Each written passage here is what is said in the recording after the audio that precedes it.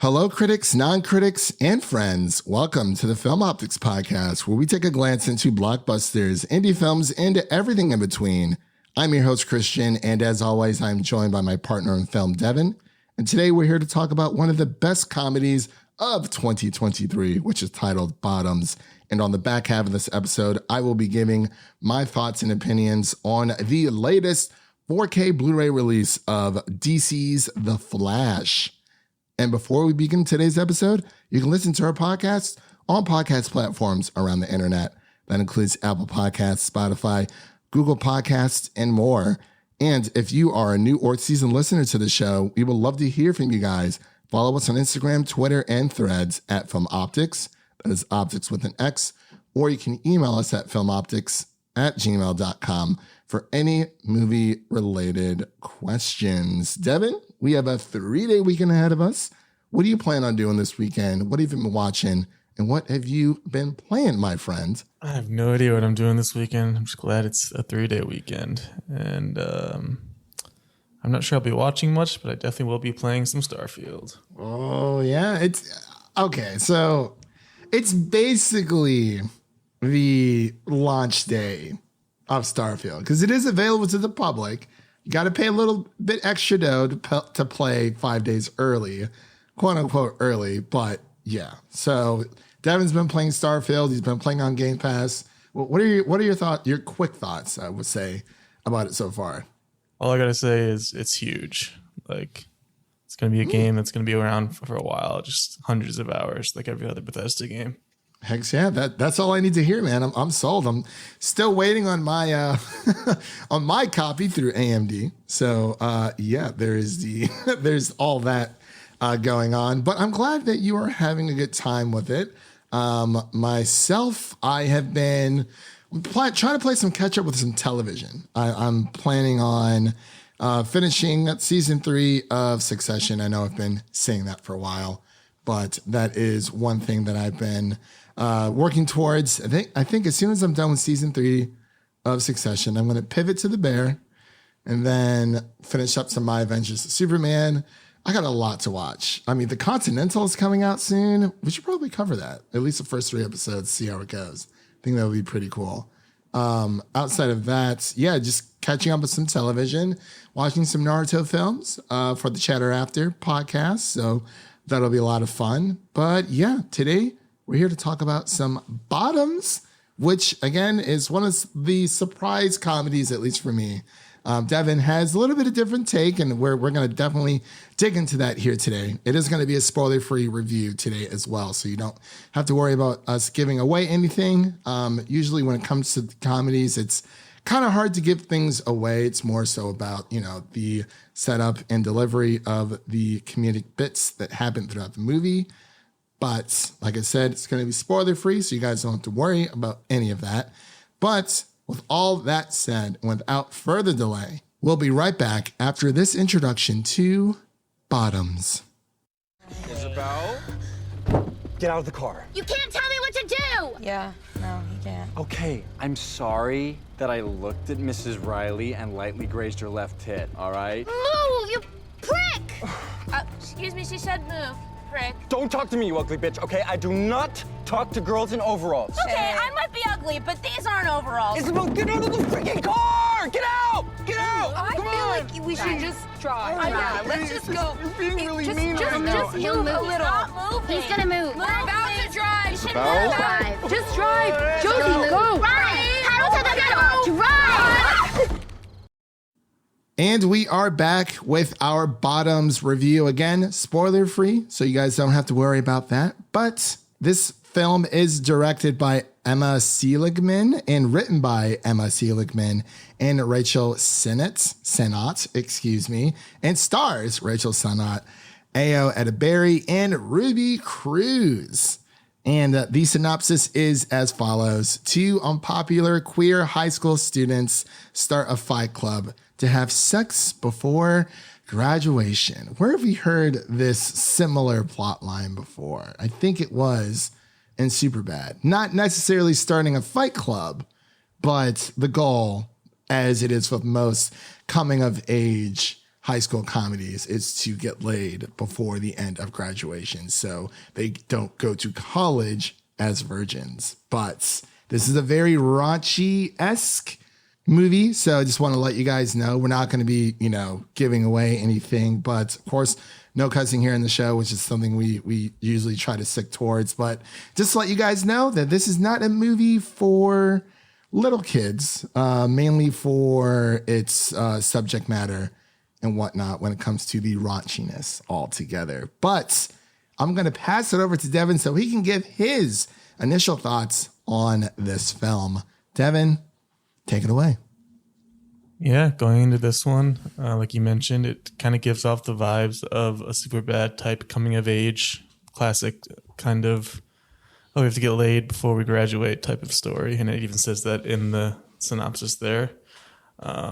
Throughout the movie, and even now thinking about it, I have to double check to see if I'm watching Bottoms or Bottoms, because I kept thinking of Bodies, which we reviewed.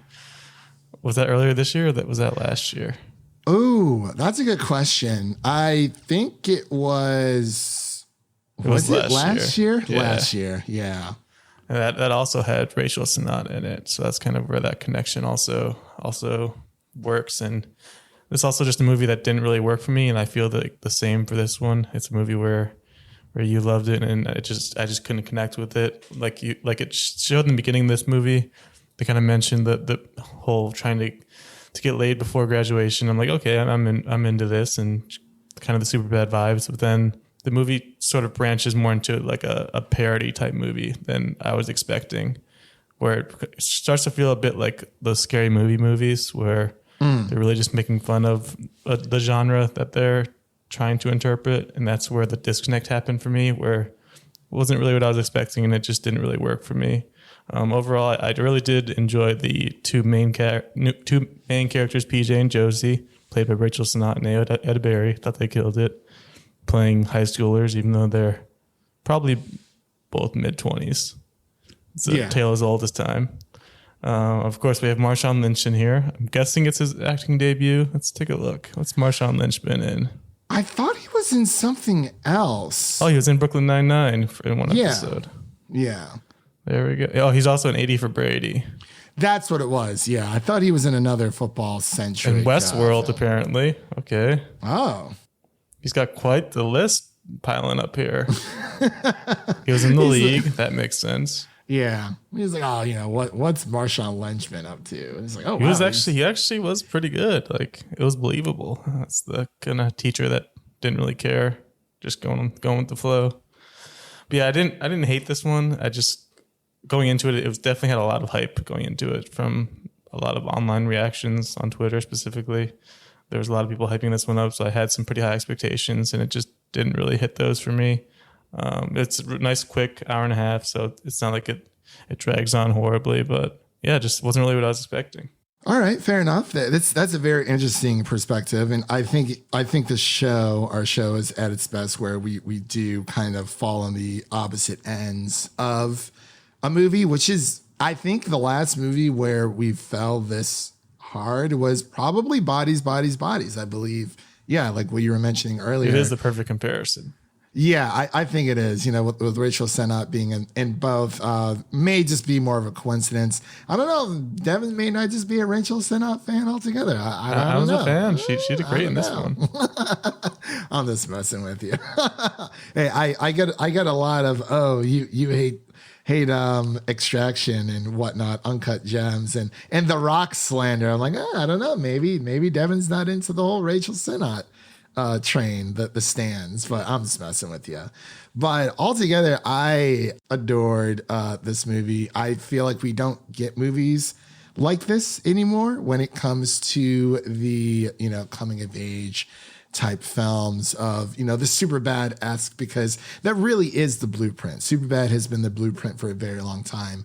We've seen female-led coming-of-age films like Eighth Grade, like The Edge of 17. Of course, this is probably, outside of Bodies, this film reminds me of Booksmart, just about. But it's different because the third act in Bottoms was just so out of left field. They just throw everything out the window, basically. It's just like, okay, what's happening here?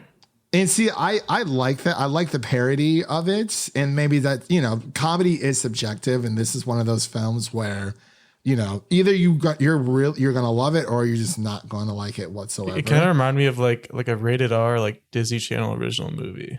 Like that kind of like corniness in some spots where it's just like over the top, like caricatures of these types of characters. Like obviously Jeff being the main one. And then just some of the other characters, just the way they were acting in the movie. Yeah, I think for kids today, it's probably going to be one of those new high school like comedy classics altogether. Like, I mean, it is unpredictable. It is like outrageously funny, at least to me, but it is outrageous altogether. And I think, what really obviously holds this movie together is Rachel Sennott and Ayo Edebiri. Because they have such great chemistry together. It's really what makes the film, because that's what the film is about. And I actually enjoyed the side characters in this movie as well. They weren't just like super weird one-offs. Ruby Cruz is in this movie. She was a part of the Willow series. She played one of the main characters there. And I was surprised to see her in this movie, but yeah, like I think she also did a great job. This is a more queer focused film when it comes to LGBTQ plus community. Focusing more so on the lesbians in this movie as well. But I enjoyed it. Like I thought it was hilarious. There was maybe about 10 to 15 people in my theater, not like a huge crowd, but people enjoyed it. And I was like, I just went straight to Letterboxd afterwards, and I was like, we rarely get comedies like this anymore. I would love to own this on Blu-ray. It's just one of those.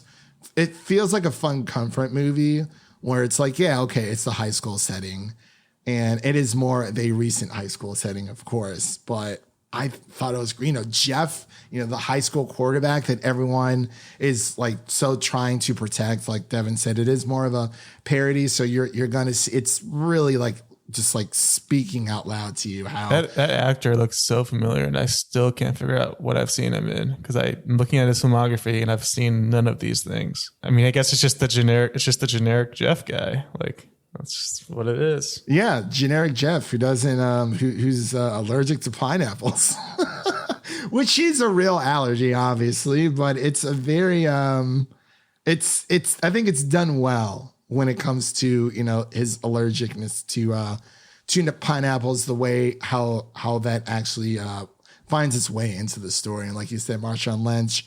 He's just having a fun time. He is an ally through and through. He's great in this film. But I had a great time with this. The love interest, and you think it's gonna go one way because it does hit the by the numbers when it comes to coming of age comedies. Like we've already talked about. Yeah, it's either 2 to 3 high schoolers trying to cook up a plan to, get laid before graduation.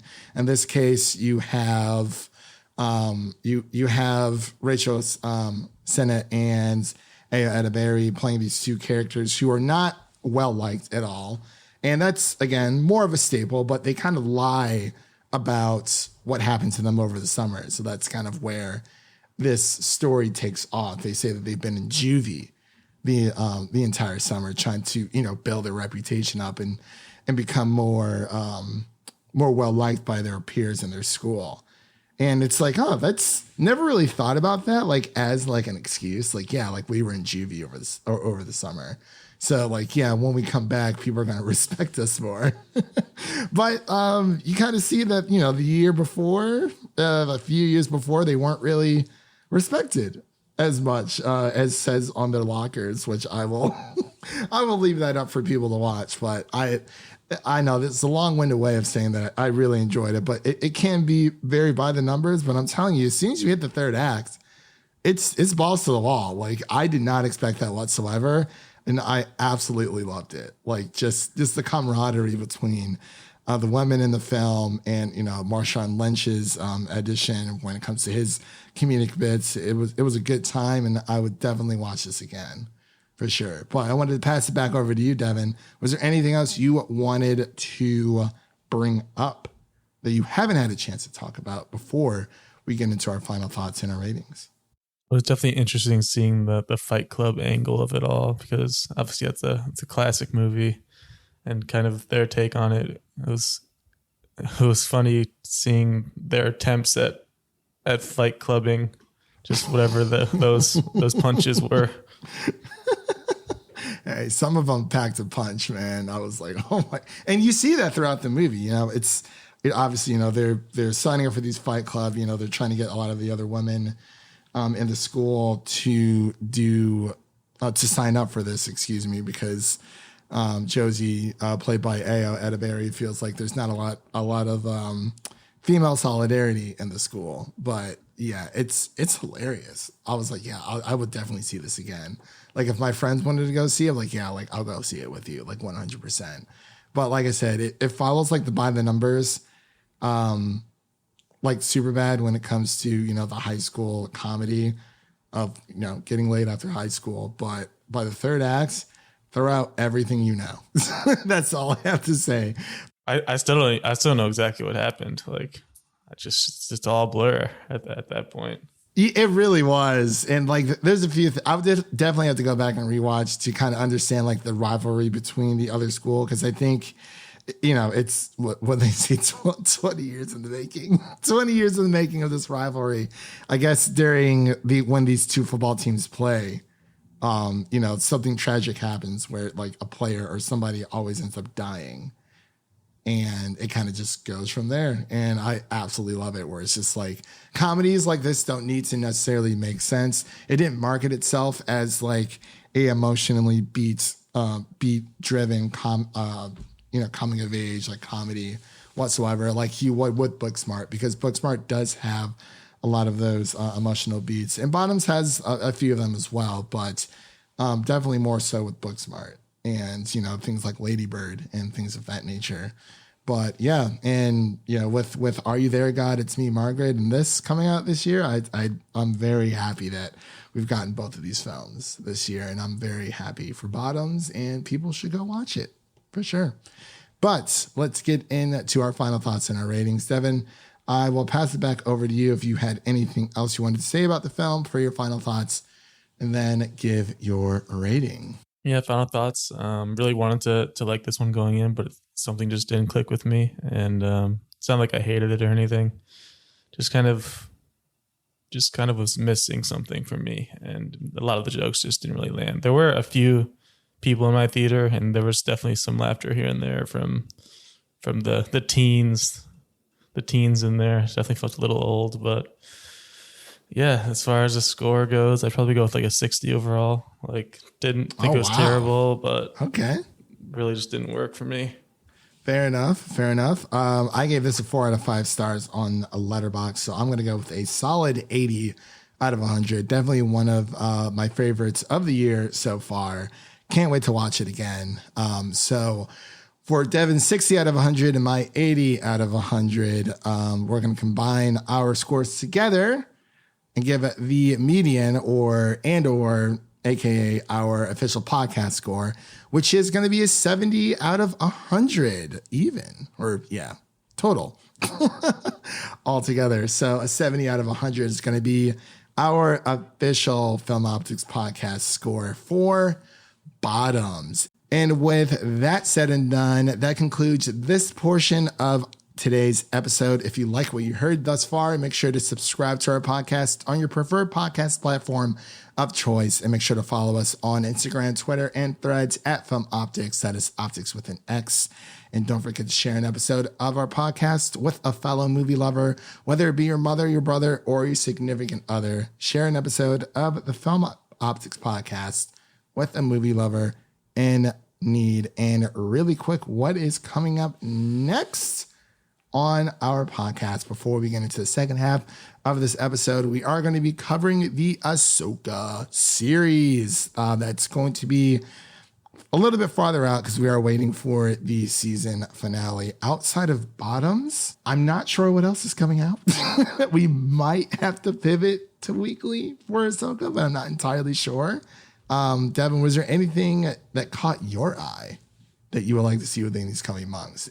Weeks, I should say. We got Equalizer 3. I saw the trailer for that before this one. Looks interesting. We got The Nun 2, if you can handle that one.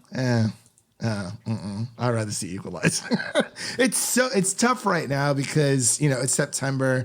Not saying that, and not saying it's a light month, but kind of, in a way. There's also A Haunting in Venice. But again, I'm not a super big fan of that. But we also have The Creator. I almost forgot about that. Thank you to myself for reminding me because I just pulled up our list. The Creator does come out Friday, September 29th. So we'll definitely be covering that for sure. We will definitely have some type of content coming out for you guys. Like I said, it's a bit up in the air. Like we said, Equalizer 3 could be a good one. I haven't seen the Equalizer movies in a very, very, very long time. So maybe that'll be a good time to revisit that. But overall, just keep up to date with us on Instagram and mainly Twitter for any of those announcements of what we will be covering. We'll have something in the works for you guys. We promise. It's just, September can be a bit of a light month. It just depends on what you're looking for and depends on what really grabs you as a as a critic or just as a movie or TV lover altogether. But with all that said, we're going to get into the second half of our episode, and we'll be right back after this introduction to our The Flash 4K Blu-ray movie review. Tell me something. You can go anywhere. Another timeline. Another universe. So why do you want to stay and fight to save this one? Because this is the world where my mom lives. I'm not gonna lose her again.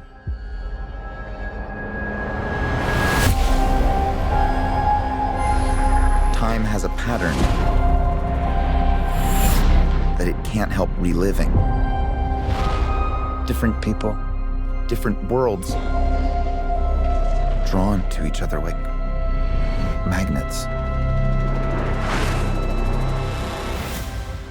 And we are back with our The Flash 4K Blu-ray review. This is part of the show where I like to ride solo and give my thoughts and opinions on home entertainment, specifically physical media when it comes to movies and television shows.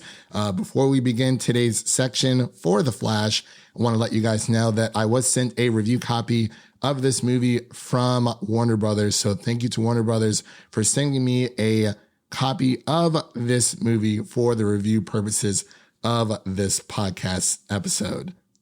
So if you are new here to the segment of the show, I like to break down the home entertainment or the Blu-ray packaging, if you will, into 3 different sections, more so 4 different sections. First, I usually like to give my initial reactions or thoughts of the film that I have just watched and or rewatched for home entertainment purposes. And then I will get into my audio, video, and special features thoughts of this movie. And then I will round it all out with my final assessment to let you guys know if this is something that is worth adding to your Blu-ray collection. So a little bit of info before we dive into my initial reactions. This movie is available today at your local retailers, including Best Buy, Amazon, Walmart, Target, you name it. If you want to ball out and get that 4K copy, which I was sent by Warner Brothers, it comes with a 4K disc and a digital code only,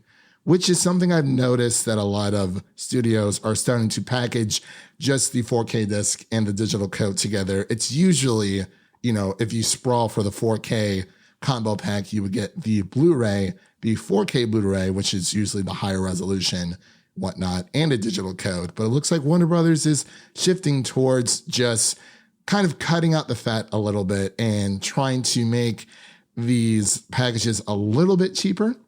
when it comes to the 4K set, you can find this on Amazon for $29.99. If you want to buy the Blu-ray set, that comes with just the Blu-ray disc, the standard Blu-ray disc, and the digital code for $24.99. And of course, if you are still rocking a DVD player out there, first off, more power to you, because my gosh, they are everywhere. If you want to get the standard Flash DVD, it will run you for $19.99. No digital code with the DVD version. But today I'm going to be covering the 4K version, the cream of the crop. So let's get into my initial reactions for this film. And for those who have listened to our show in the past, you may know that we've actually already covered this film when it came to the theatrical release of The Flash. And I did not like it as much as I thought I was going to. There was a little context for this film altogether.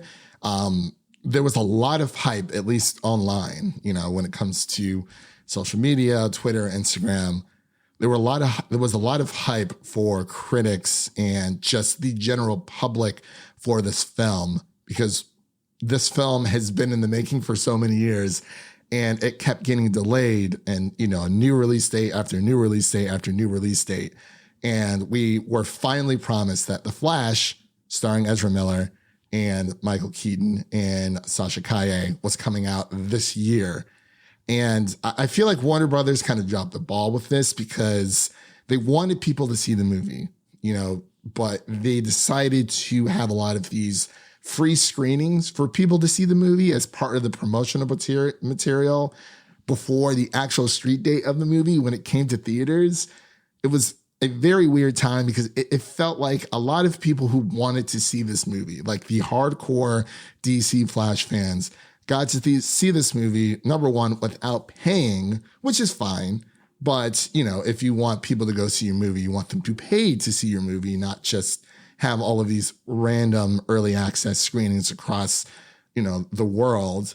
But a lot of people got to see this movie beforehand. And when I went to go see it, finally, I was able to see it maybe like a week before the street date.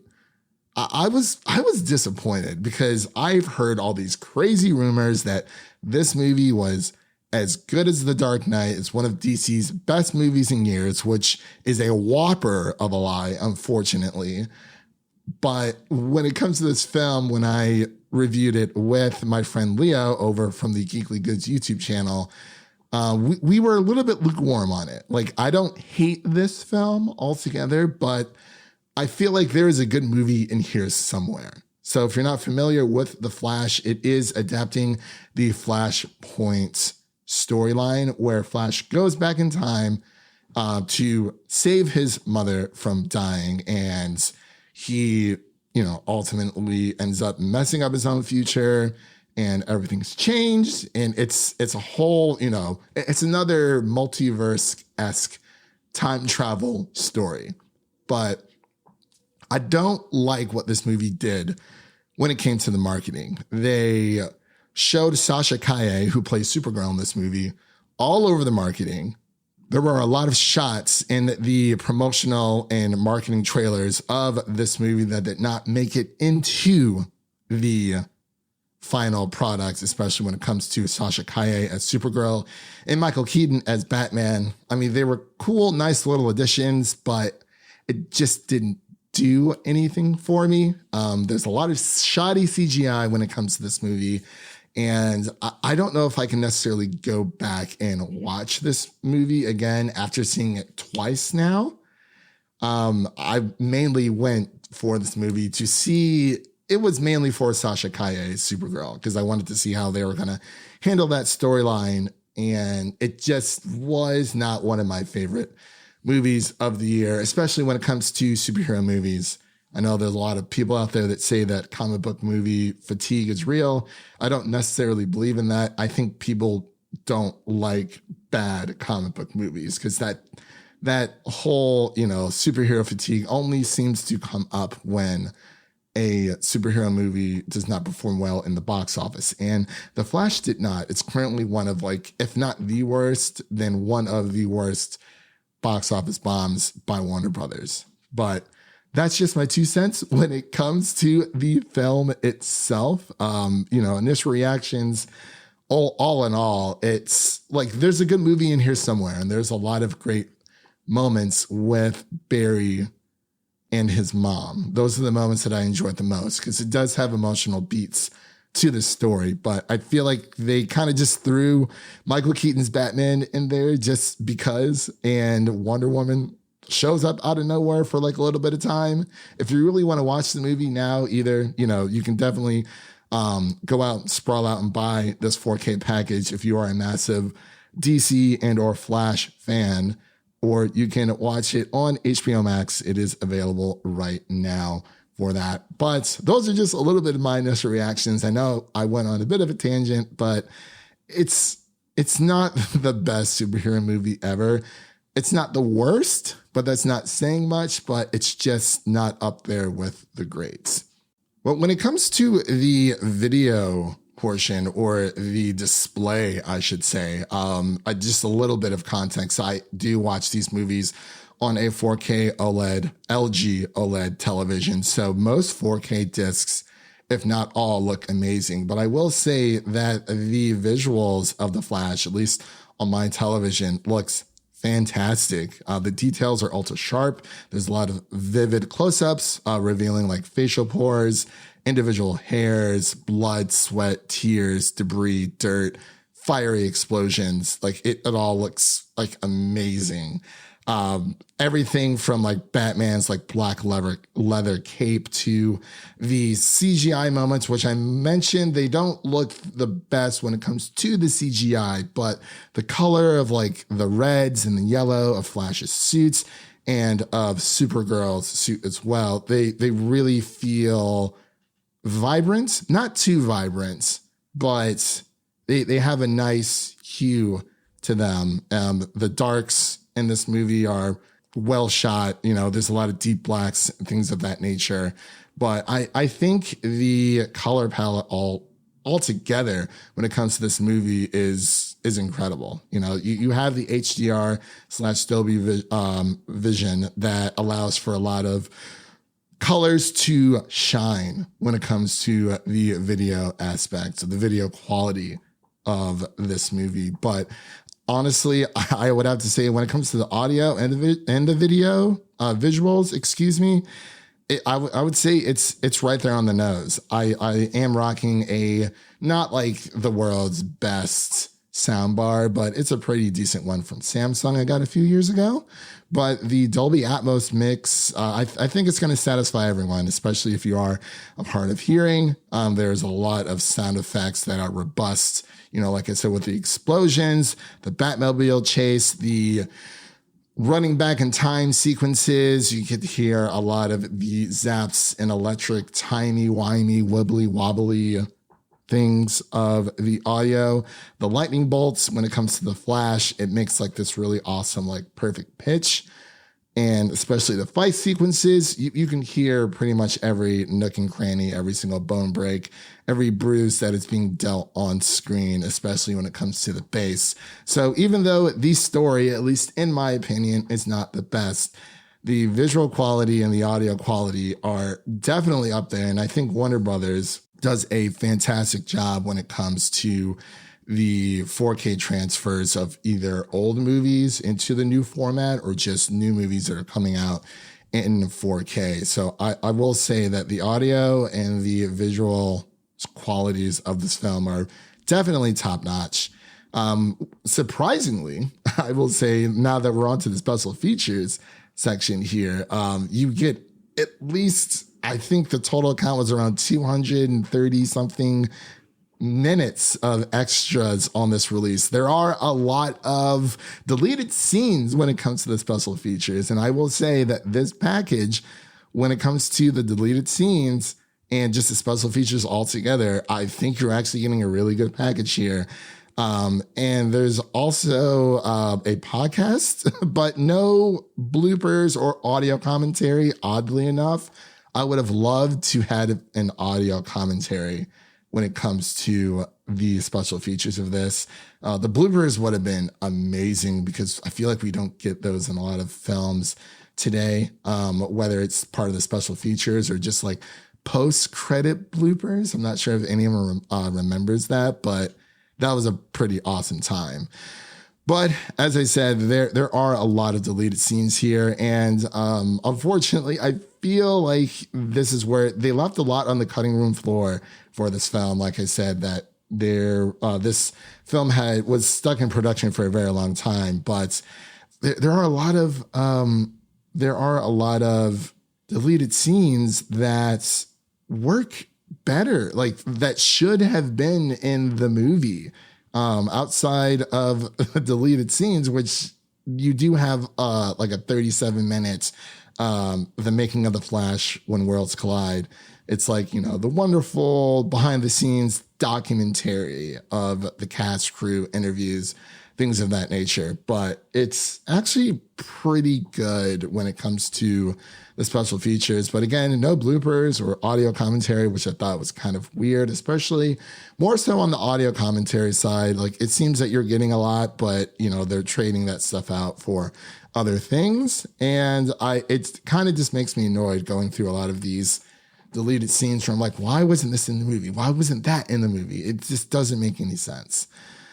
But I will say, for my final assessment when it comes to The Flash, even though I am not the world's biggest fan of this movie, I am a huge comic book movie fan. It's one of my favorite genres out there, next to fantasy and sci-fi. But I think The Flash has a lot of good moments when it comes to the story. Like I said, there is a good story in there somewhere, but it is riddled too much with cameos of new and old characters that show up in this movie, especially when it gets to the third act. You know, and there's also the whole narrative thing with Ezra Miller that people may or may not know about, but Ezra has been in the news quite a lot, and it just makes me wonder that, you know, I think Grant Gustin would have been a better fit for the Flash movie, but it's when it comes to the visual and the audio quality, I think this movie, if you were to sell someone a television or sell someone on the opportunity or the power that 4K discs can bring to your home, I think that this movie is a wonderful 4K Dolby Vision demo. Like, if you were walking through a Best Buy, you know, they're trying to sell you like a Samsung or an LG or a Sony television, things of that nature, and you see this movie playing, like, oh my gosh, that looks really good. It's like, yeah, that's the power of Dolby Vision. That's the power of, you know, these 4K transfers. This is why people buy physical media. You can hear the sound is so crisp. And I think, like I said, this is just a perfect movie to show as a demo, to be like, hey, this is why you should buy this TV. Because that's why I bought my television. I walked into Best Buy one day. I was looking for a TV. It was more so window shopping at the time. But I came to the conclusion of what TV I wanted to buy after I saw, I think it was The Mandalorian of all things. It wasn't even like a 4K disc. I think it was The Mandalorian season 2. They were playing it. They had all these, you know, TV side by side playing the same scenes. And I was like, I want that television because that looks awesome.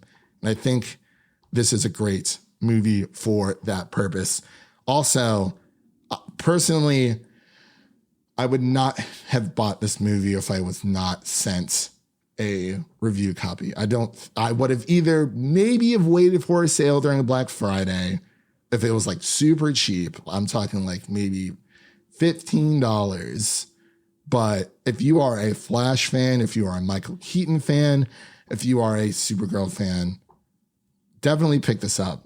It's not for me, but I know a lot of people enjoy this movie, and to each their own. I cannot, you know, condone like, oh, well, people who like this movie are crazy. Like, no, film is subjective. It doesn't even matter.